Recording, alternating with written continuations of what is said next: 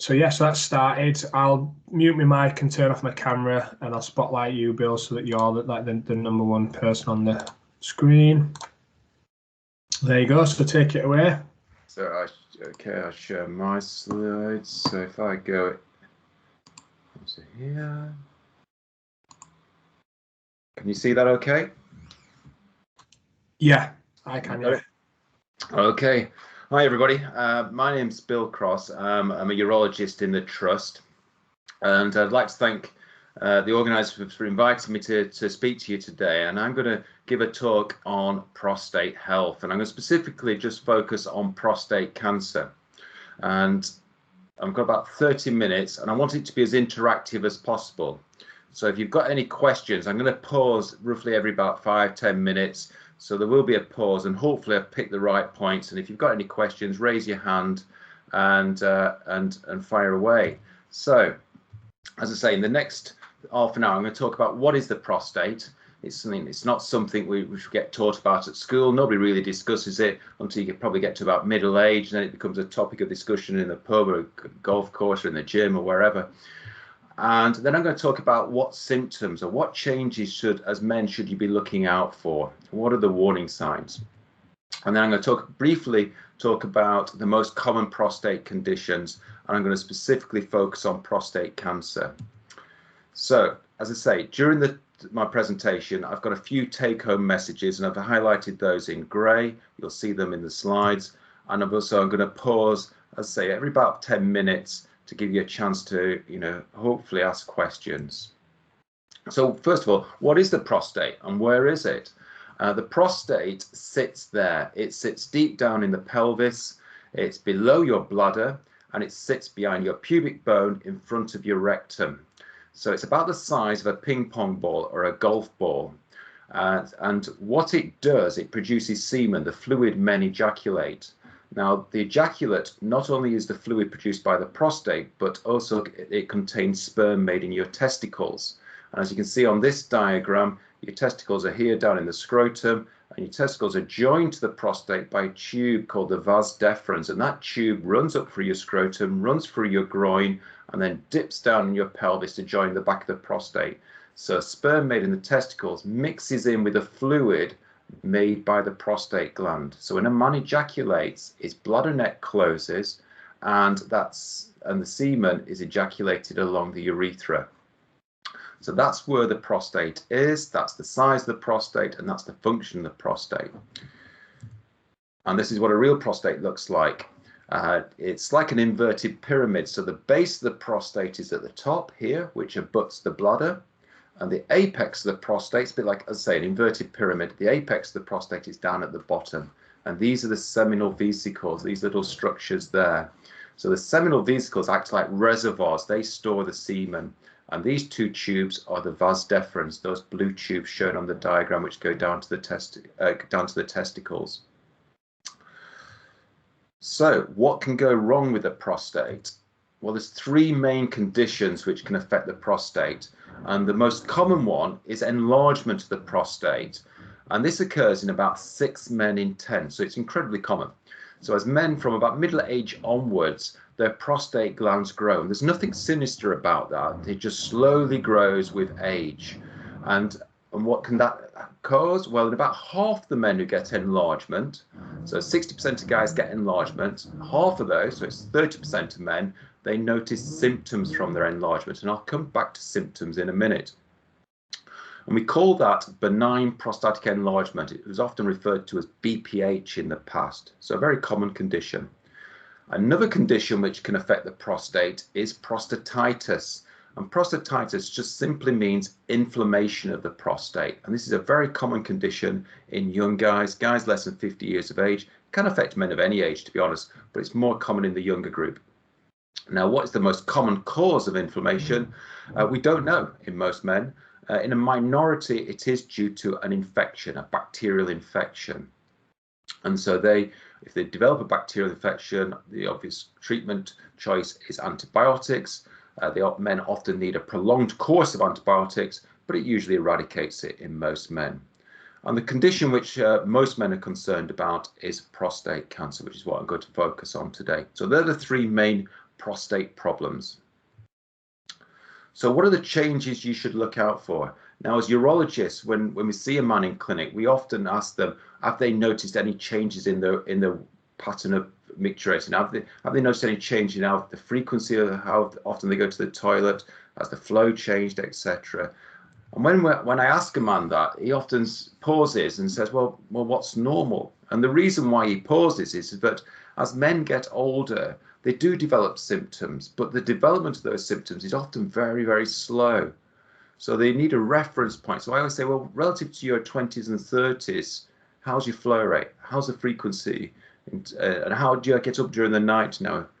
So use that as the reference point. And it's important to note that many men have urinary symptoms. And in a lot of men, it is not due to a prostate or a bladder problem. It may be due to the medication they're prescribed. A lot of men are on tablets to help with their blood pressure, and some of those tablets can make those men go to the toilet more frequently. People with diabetes often experience urinary symptoms. So there's lots of other medical conditions which can lead to urinary symptoms, not just prostate problems. So what changes, what symptoms should you be looking out for? And here's a bit of a tick list. And the most common symptom men notice is that they're having to go to the toilet more frequently during the day. And the average number of times in a 24-hour period is about 7 to 8. So if you're going more frequently than this, perhaps it might be time to go and see your GP or speak to the practice nurse. Now, if you go to the toilet 10 times a day and you've always gone to the toilet 10 times a day since your teenage years or your early 20s, that's normal for you. So what I mean by having to go more frequently, it's more frequently relative to when you was younger. Also, men notice that they have to start getting up during the night to pass urine. We call that nocturia. And it's very, very common. And it doesn't always mean that there's an underlying prostate or bladder problem. But of course, it disturbs men's sleep. They often feel tired the next day, which has an impact on their work patterns. Another symptom men often notice is that when they go to the toilet, they have difficulty starting the stream. And that can be quite embarrassing, especially if they're using public toilets. And you've probably noticed that over the years, that in men's toilets, that there's more cubicles now. And I think that reflects that men feel more comfortable as they get older going into a cubicle rather than using the urinals. Men sometimes have to strain, and it takes longer to pass urine. Their flow is reduced, and sometimes they feel that they haven't completely emptied the bladder. And sometimes they have to go back to the toilet 5 to 10 minutes later to completely empty. Sudden need to urinate, we call this urgency. That can be sometimes due to a prostate problem. And a common symptom, which is very frustrating, is dribbling after you think you've finished passing urine. So you put everything away, you start to walk away, and you then get a wet patch. It's really, really common in men of all ages, and there are a few tips and tricks you can do to ease that and hopefully avoid it.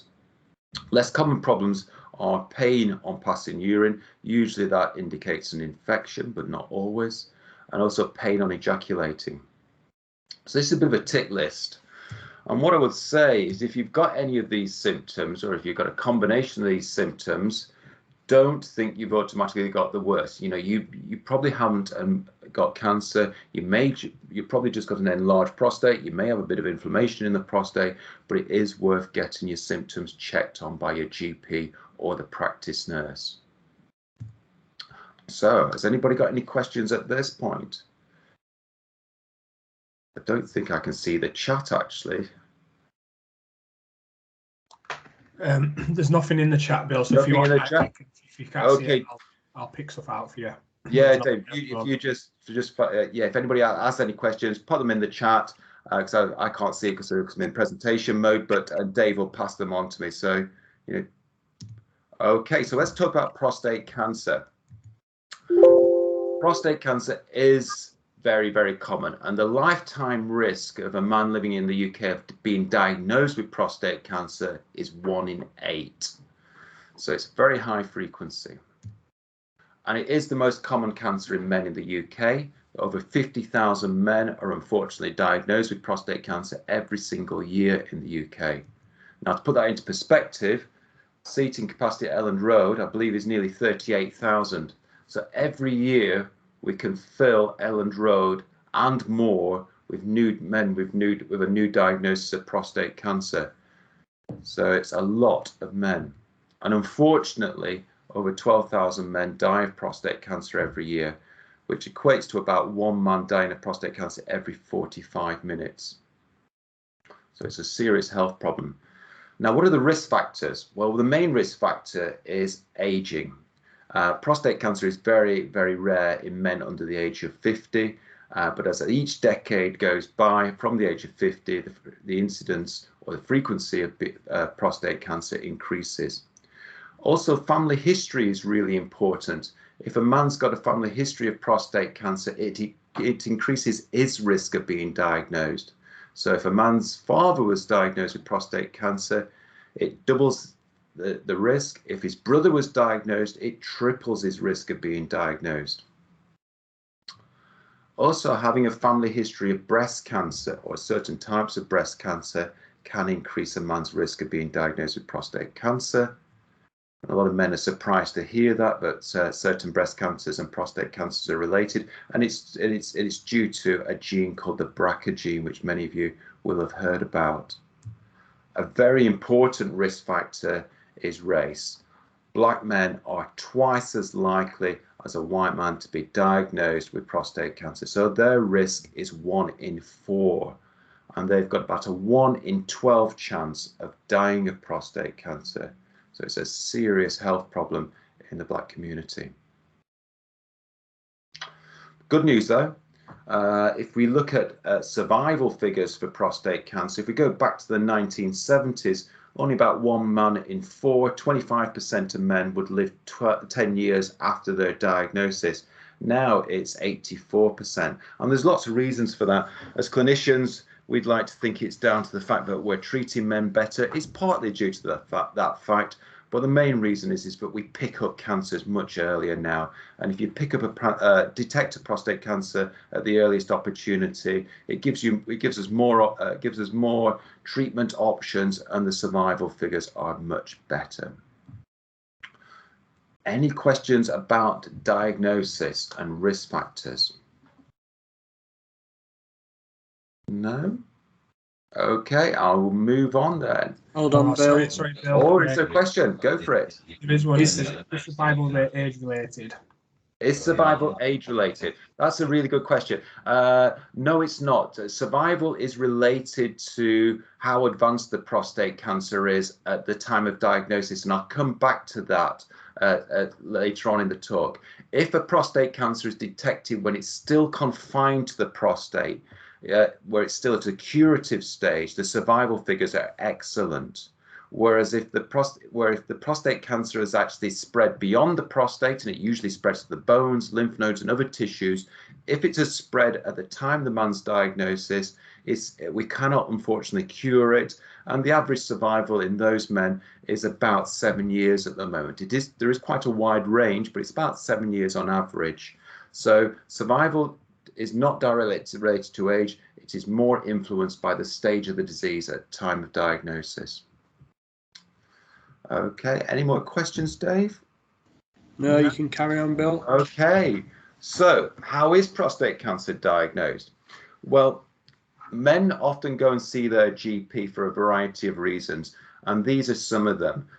There's lots of public awareness campaigns around various cancers. So there's Prostate Cancer UK, who I often speak for, and I'm using the slide theme here. They drive a lot of the public awareness campaigns, and men often read their literature, become more educated about prostate cancer and aware of the condition, and any man over the age of 50, if he wants to have a blood test called a PSA blood test, which we use to screen for prostate cancer, if he wants to have a PSA test, he's entitled to it on the NHS. He can take himself along to his GP and request the investigation. So public awareness campaigns are very helpful.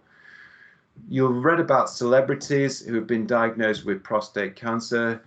Stephen Fry was diagnosed a couple of years ago, and celebrities now are more willing to make it public about their prostate cancer diagnosis, and that drives a lot of interest and in the condition, and men often read about these celebrities and consider their own personal risk of prostate cancer, and then go and seek advice from their GP. Friends and family, if someone's been diagnosed close to a man, again, that increases his awareness, and that's a big trigger for men to go and see their GP. And symptoms. If a man develops urine symptoms or erection problems, that often triggers a man to go and see his GP.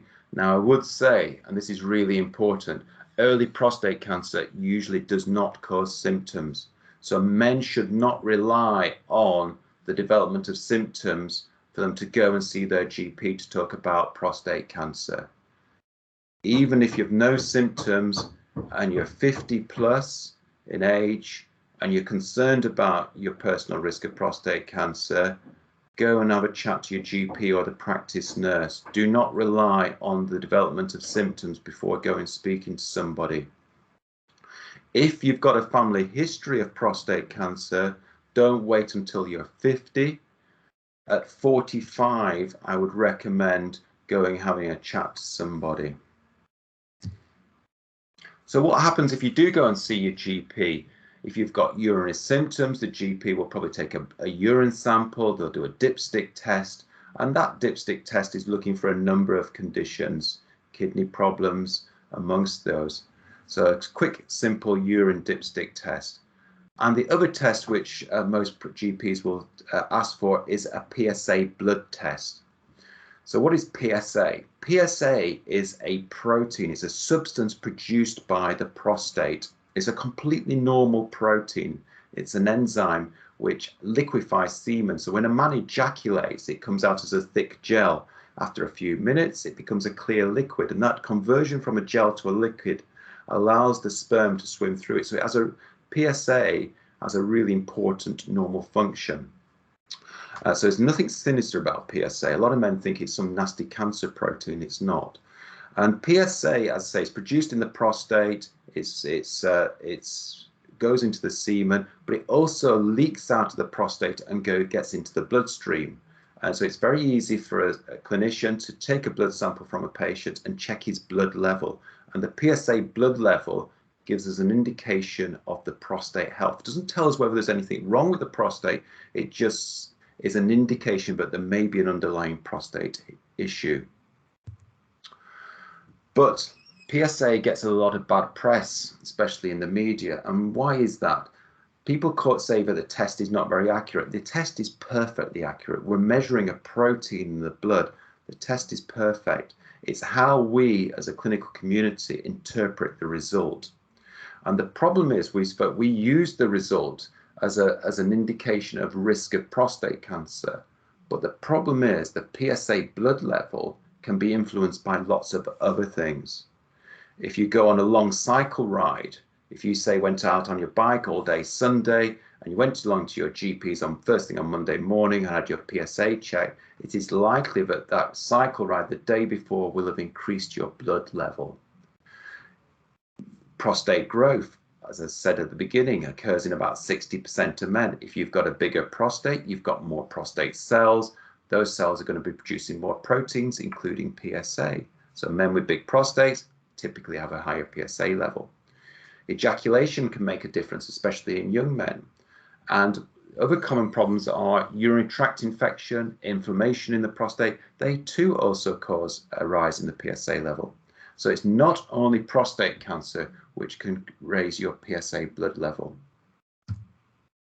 And that's what my second take-home message is that a raised PSA level doesn't always mean that you've got cancer. In fact, only a minority of men with a raised PSA level in their blood do actually have cancer. And unfortunately, a low PSA level doesn't mean that you haven't got cancer.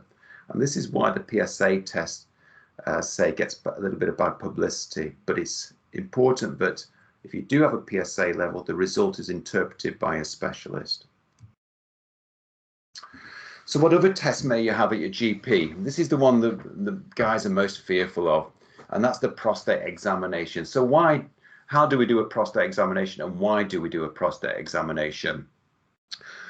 As I said, I showed you at the beginning of the talk, the prostate sits deep down in the pelvis. It's not the most easy thing to actually examine and get to, but we do what we call a prostate examination, or a digital rectal examination, DRE. And we insert our index finger in the back passage. And the reason why we do that is that we can feel the back wall of the prostate. And this is the location where most prostate cancers appear, is in the outer back wall of the prostate. So some prostate cancers, you can actually feel an examination. And it's a very simple test. It's nothing to get embarrassed about. It takes a few minutes, and a lot of GPs are very experienced at doing it. Now, if you don't want to have a prostate examination at your GP practice, and you just want to have a PSA test, that's absolutely fine. That you can say to your GP, I don't want my prostate examining, but I want my PSA test doing. And if your PSA test is raised, you can then be referred on to your local urology department, and they can do the prostate examination if you wish. So what happens if you do get referred from your GP to the hospital? Well, it's likely that you'll get seen in a dedicated prostate clinic. And what happens there? You'll be seen by a specialist. It may be one of the doctors, but more often than not, it'll be by one of the advanced practitioners who are excellent, very, very experienced at assessing men, assessing that man's risk of prostate conditions, including prostate cancer. And if we feel that your man's at risk of prostate cancer, we then arrange a number of tests. And the first test is an MRI scan of the prostate. And this is what an MRI scan looks like. It takes about 30-40 minutes in the scanner, and these are the pictures we get. So the arrow is the direction of the scan. So this is the prostate gland there, and you can see in the prostate, it sits in front of the rectum. So the rectum is that's the rectum, and the gas within the rectum is black. So you can see why we do a prostate examination. If we pop our finger in there, we can feel the back wall of the prostate. Now, the prostate is made up of different zones. You can see these different zones. It's not like a blancmange. It's like made up of Lego bricks. So the outer peripheral zone is this white horseshoe-shaped zone. This is completely normal in this patient, but if you look in this patient, you can see that dark area. That's a prostate cancer. So prostate MRI scanning is very accurate. In fact, it's about 90% accurate. So what happens if we do see something on the scan? Well, the important thing is if we don't see anything on the scan, sometimes men don't need to have a biopsy. They can avoid the invasive biopsy test, and they can just continue to have their PSA monitored by their GP. But if we do see something, we recommend a biopsy, and this is done under local anaesthetic. We do about just over 1,000 biopsies in Leeds a year, and it can be done by 2 routes. Basically, it means putting a needle into the prostate and taking tissue samples. An ultrasound probe is popped in the back passage so we can see the prostate, and then either a needle is run alongside the ultrasound probe, or as we do in Leeds, which is the latest technique and it's the best technique, is that the biopsy needle is inserted through the skin behind the scrotum, and it goes directly into the prostate that way. The benefit of the so-called transperineal route is that you're not passing a needle from the rectum into the prostate, so you're not transferring any bacteria from the rectum into the prostate, and that reduces the risk of sepsis and serious infection. So as I say, we do quite a lot of these in Leeds by the transperineal route. So what happens if we diagnose a man with prostate cancer? It depends on how advanced the prostate cancer is. Depends on the general health of the patient, and it also depends on the patient's choice. Often men have multiple choices in terms of their treatment. So we personalize the treatment to the individual. And one of the main factors is the risk of the cancer to the man. And there's this I'm showing here the risk spectrum from low to high risk prostate cancer. And how we decide where someone falls on that risk spectrum is we look at their biopsy results, we look at their PSA results, and we look at their scan results. And combining all that clinical information, we can say to a man that he's either got low risk prostate cancer, high risk, or is somewhere in between. And on the basis of his risk, we can either say to him, actually, you've got low risk prostate cancer. This is not going to cause you any symptoms. It's not going to reduce your life expectancy. Let's just monitor it. And we call that active surveillance. So just monitoring of the condition. If he's got an intermediate risk or a high risk prostate cancer, and it's still confined to his prostate, we can offer him radical treatment, usually in the form of robotic prostatectomy or radiotherapy or brachytherapy. So treatment which aims to cure the cancer. And if they've got high-risk disease where unfortunately the cancer has spread at the time of diagnosis, which is roughly 1 in 7 men who are diagnosed with the disease, unfortunately we can't cure the condition, but we've got lots of new drug therapies which can prolong a man's life expectancy.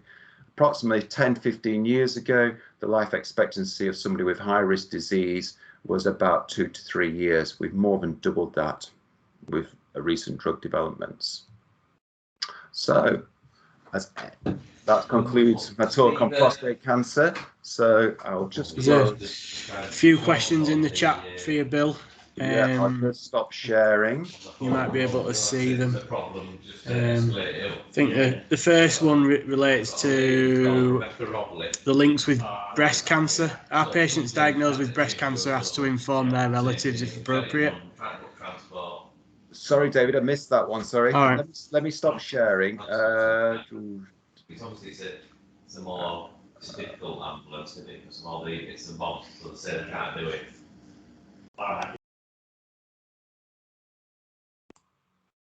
Oh, sorry.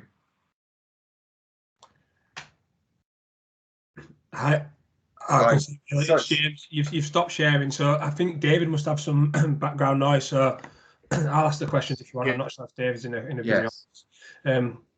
So the first question that we had there was, are patients diagnosed with breast cancer asked to inform their relatives if appropriate? Because you obviously mentioned about the prostate cancer. Actually, I don't know. That's a very good question, actually. I don't know what actually happens in the breast cancer clinic, whether women are advised to discuss if they've got it's breast cancer which has got a specific gene mutation, and that's the BRCA1 and BRCA2 mutations. That's a very good question, whether those women who've got those mutations are advised to discuss it with their relatives. I suspect they will, because they'll probably receive genetic counselling. If we do genetic analysis on our patients, the patients are actually seen by the genetic counsellors, and they'll receive that advice from their team. So I suspect they will be, yes. Thank you. The next question after that one was, will other symptoms be felt if it has spread? So I think if the cancer spread, would there be any other symptoms that people might feel? Yes, as about 1 in 7 men have advanced disease at diagnosis, and yes, unfortunately in some of those men that the advanced disease or the metastases can cause symptoms. It may cause bone pain. They may have complete blockage to the passage of urine. I gave a talk last night for Prostate Cancer UK, and we had a patient who gave a presentation, and how he presented was that he was a very keen runner, ultra long distance runner, and he did the Paris Marathon and then he did the London Marathon, and he couldn't get out of bed the next day, and he just put it down to his exercise and his running. And in fact, what he'd done, he'd actually fractured his pelvis through the metastases within his pelvis. So yes, very rarely men can develop symptoms secondary to their advanced disease. Okay, thank you. There's a question around the World Health Organization. So do the World Health Organization believe there should be national prostate cancer screening programs for age 60 or above? No, there is no prostate cancer screening program in the world, and that's often a surprise to many men. And it's based on some very good evidence, actually. There's been lots of screening studies in the past which have recruited hundreds of thousands of men, and some of the studies have shown a benefit in that those screening studies have reduced the number of men who've died of prostate cancer. but unfortunately they're very expensive to run. And also, unfortunately, a lot of men were over-treated. So once they were diagnosed with prostate cancer, they were advised to have treatment for it, when in fact actually that treatment was unnecessary. They would have been much better if they'd actually gone on to surveillance or on monitoring. So at the moment, there is no screening program anywhere in the world.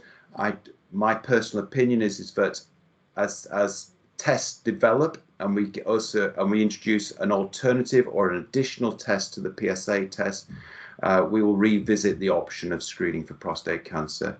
And it probably won't be one test. We'll probably have a combination of tests. It'll include MRI, blood tests, possibly urine test, and genetics. Okay, thank you.